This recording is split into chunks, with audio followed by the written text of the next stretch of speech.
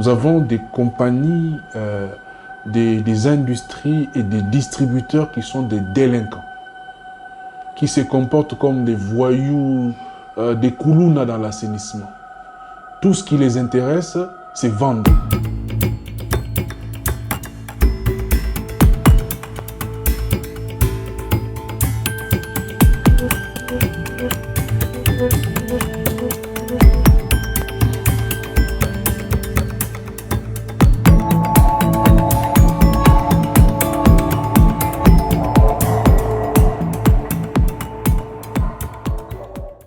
La question du déchet plastique est une question très importante qui mérite qu'on s'y penche parce que justement, à l'heure actuelle, personne ne s'en occupe. C'est une gestion très, comment je peux dire, négligée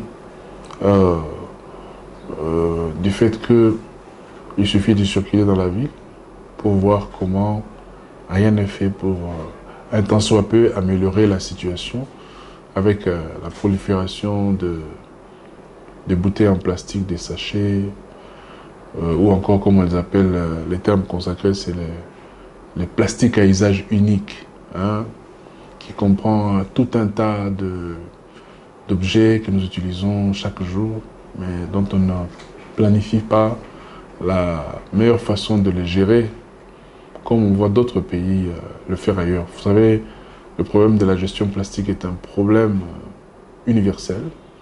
Il y a d'autres pays qui essaient de gérer à leur manière, mais chez nous, on n'est même pas dans la tentative de commencer à gérer d'une certaine façon. Au niveau de Coded, on situe les problèmes à 3 niveaux. Premièrement, le premier niveau, c'est le niveau du gouvernement. La responsabilité du gouvernement par rapport à la chose. Parce que nous sommes gouvernés dans un pays, nous vivons dans un pays qui est gouverné, et ce pays doit établir des règles et mettre en place des institutions qui sont chargées d'adresser cette question-là de l'assainissement. Parce que c'est de ça qu'il s'agit d'abord. Il faut assainir les milieux pour permettre à la population de vivre dans un environnement sain. Le droit à un environnement sain est un droit qui a été consacré au niveau international par des résolutions au niveau des Nations Unies, et nous l'avons adopté ici, dans notre pays, dans plusieurs régulations. Le problème, c'est que les gouvernements ne se donnent pas les moyens, en mettant en place les institutions et en leur dotant des moyens nécessaires pour pouvoir fonctionner. Donc, les gouvernements faillissent à sa mission d'assurer justement un travail permanent d'assainir les milieux. Deuxième niveau de responsabilité, c'est par rapport aux producteurs. Vous savez, dans la chaîne des plastiques, le plastique que vous retrouvez dans la rue vient de quelque part. Hein? Ça vient, pour ceux qui sont importés, de l'importation, pour ceux qui sont produits localement, de producteurs locaux, et ça se retrouve dans nos étalages des supermarchés communs, à travers les distributeurs. Vous avez un réseau de distributeurs. Donc, regardez d'où vient la responsabilité. Ça va dès l'importation à la production ici locale, et jusqu'à la chaîne de distribution telle que ça se retrouve avant que vous et moi puissions acheter la bouteille de l'eau. Eh bien, il y a une loi qui établit une responsabilité de ces producteurs-là sur la récupération des plastiques après qu'ils aient été utilisés. Mais pour que cette loi-là puisse être mise en œuvre, appliquée comme il faut qu'il y ait justement un suivi de la part des autorités. Alors, à l'absence de ces suivis-là de la part des autorités, c'est la délinquance. Nous avons des compagnies, des industries et des distributeurs qui sont des délinquants, qui se comportent comme des voyous, des koulounas dans l'assainissement. Tout ce qui les intéresse, c'est vendre, produire des bouteilles et les entreposer, vendre, ainsi de suite. Qu'ils voient ces bouteilles-là traîner dans la rue, comme vous, Swiss Star, Canadian ou encore American, je ne sais pas moi quoi, hein, eh bien, ça ne leur dit rien du tout. Pourquoi? Parce que nous sommes dans un pays où, pour que vous passiez quelque chose, il faut qu'il y ait la répression. Et une répression sérieuse et consistante. Le gouvernement pêche par l'absence de répression vis-à-vis de ces gens-là pour leur rappeler leurs responsabilités, alors qu'ils ont l'obligation de s'assurer que le plastique qui a été utilisé, qui leur a rapporté de l'argent, puisse être évacué de la société. Ça, c'est un problème. Et d'ailleurs, nous, au niveau de CODED, nous pensons même à engager des poursuites judiciaires contre ces gens-là. Parce que c'est un désordre qui commence à offusquer les gens. Ça crée beaucoup de maladies. Les épidémies viennent. Peut-être que ce n'est pas le sujet aujourd'hui, mais on pourra en parler. Le troisième niveau de problème, c'est au niveau de l'éducation. Vous avez mentionné un exemple ici que non, voilà, les élèves, ainsi de suite. L'autorité urbaine, parce que c'est de lui qu'il s'agit dans un premier temps. Nous sommes dans la ville de Kinshasa. Si nous étions à Lubumbashi, ça serait la responsabilité de l'autorité urbaine de la ville de Lubumbashi, ainsi de suite. Ces gens-là ont la responsabilité de s'assurer que l'éducation des masses est faite pour que les ménages qui produisent les déchets plastiques, pour que les institutions qui produisent les déchets plastiques puissent être responsables vis-à-vis de ces déchets-là et mettre en place des mécanismes de leur évacuation. Tout ça, ça ne se fait pas. Il y a un déficit de sensibilisation des autorités publiques sur l'importance d'évacuer les plastiques dans nos rues, sur l'importance d'éviter de jeter des plastiques dans la rue, des sachets dans la rue.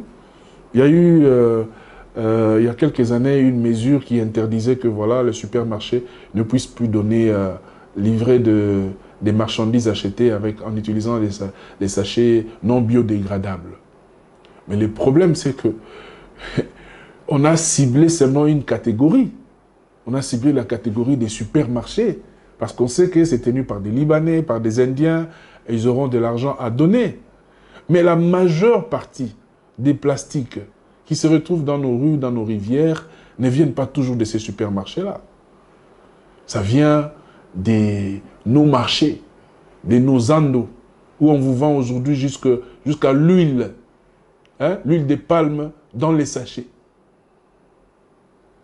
Les ménages sont-ils instruits sur la meilleure façon d'utiliser ces sachets-là une fois terminés? Non.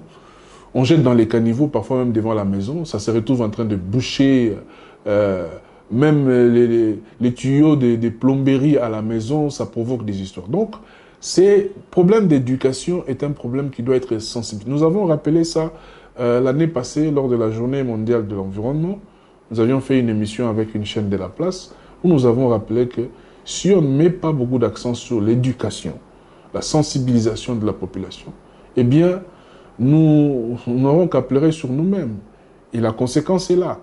Donc, vous avez des producteurs qui amènent le plastique sur la place publique, qui distribuent et tout ça, qui ne sont pas tenus responsables de pouvoir veiller à l'évacuation de ça. Vous avez l'État qui a établi des règles pour lutter contre le plastique, mais qui ne met pas en place des institutions, ni les moyens pour pouvoir faire la répression, pas seulement des entreprises, même des individus inciviques qui se comportent mal vis-à-vis de ces déchets. Vous avez aussi le problème d'éducation. Donc voilà, pour moi, c'est ces trois problèmes-là. Celui qui élabore les lois, c'est le gouvernement, c'est les autorités. C'est au gouvernement de veiller à ce qu'il a les moyens de s'assurer que les lois élaborées sont effectivement appliquées. Vous voyez, ce qui nous différencie avec d'autres pays, c'est que lorsque les lois sont adoptées, les lois sont effectivement implémentées. Chez nous, si nous parlons de la loi sur le plastique, ça a été adopté, je pense que c'est depuis 2017, au moment du gouvernement Tshibala, hein, au moment de l'ancien Premier ministre Tshibala. Cette loi-là souffre de sa mise en œuvre parce que rien n'a été fait pour assurer les suivis au niveau local. Je vous le dis en connaissance de cause parce que moi j'ai discuté avec les responsables de l'assainissement de différentes communes de la ville de Kinshasa. J'ai posé la question de savoir si ils sont même pas au courant de la loi, que la loi existe. Rendez-vous compte, un responsable de l'assainissement qui ignore. Si un citoyen lambda peut ignorer l'existence d'une loi, on peut comprendre, mais pas un responsable en charge de l'assainissement, s'il ignore qu'il y a une loi. Alors, comment est-ce qu'il peut agir sur le terrain? Donc, il y a ce problème-là. La sensibilisation va de l'éducation, mais aussi au-delà à la vulgarisation des textes qui existent. Vous voyez, la question qu'il faut poser aux autorités urbaines qui s'occupent, soi-disant, de la ville de Kinshasa. Excusez-moi, moi je suis franc, je pense que quand les autorités n'agissent pas bien, il faut le dire. King Bopeto C'est pas aller peindre les murs et puis vous dites aux gens non, kin bopeto. Bopeto, d'abord, il faut définir bopeto, c'est quoi? Bopeto, c'est la propriété. Alors, vous peignez un mur, vous écrivez kin bopeto, et puis au bas de ces murs-là, il y a des sachets et des bouteilles que vous ne balayez pas. Vous avez fait quoi? Donc, on nous a endormis avec des programmes complètement inutiles qui ne tiennent pas debout. Donc, le problème, c'est celui-là. Sensibiliser et vulgariser la loi et mettre en place. Nous avions connu à l'époque, quand nous étions jeunes, la police d'hygiène. La police d'hygiène a été mise à profit. Maintenant, il faut voir l'effectif de ce qu'on appelle la police d'hygiène aujourd'hui.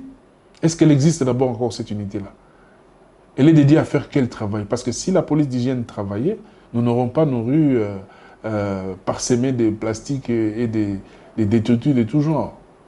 Donc c'est ça le problème. Les autorités doivent prendre leurs responsabilités. Autrement, il faudrait que les citoyens qui connaissent ces lois-là puissent appeler le gouvernement à les mettre en œuvre, notamment par des actions judiciaires.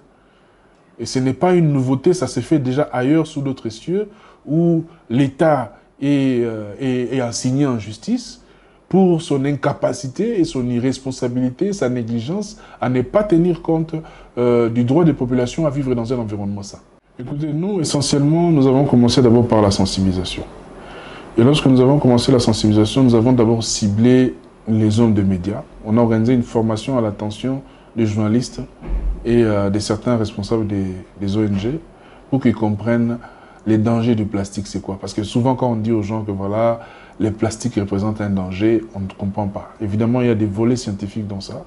Nous avons fait cette formation-là, mais nous nous sommes dit qu'il faut aller plus loin. Toujours dans le cadre de la sensibilisation, il faut atteindre les responsables en charge de l'assainissement dans différentes communes. Parce que, je ne sais pas dans quelle commune vous êtes, mais dans ma commune, à moi, quand je passe devant la commune, je vois plein de bouteilles, sachets, tout ça et consorts que personne ne balaye. Donc les responsables de l'assainissement ne font rien. Nous avons recensé les 24 responsables de l'assainissement pour leur administrer une formation sur les dangers du plastique.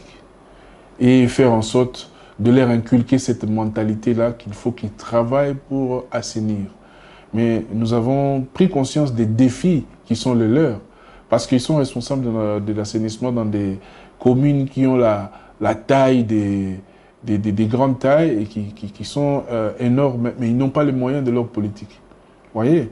Donc il y a la sensibilisation que nous faisons déjà, et puis il y a cette action dont je vous ai parlé, une action judiciaire que nous sommes en train de préparer contre certaines compagnies de la place. Donc nous allons cibler et les producteurs et ceux qui distribuent pour leur rendre responsables de tout ce qu'il y a comme désordre dans la prolifération des déchets plastiques dans la ville de Kinshasa.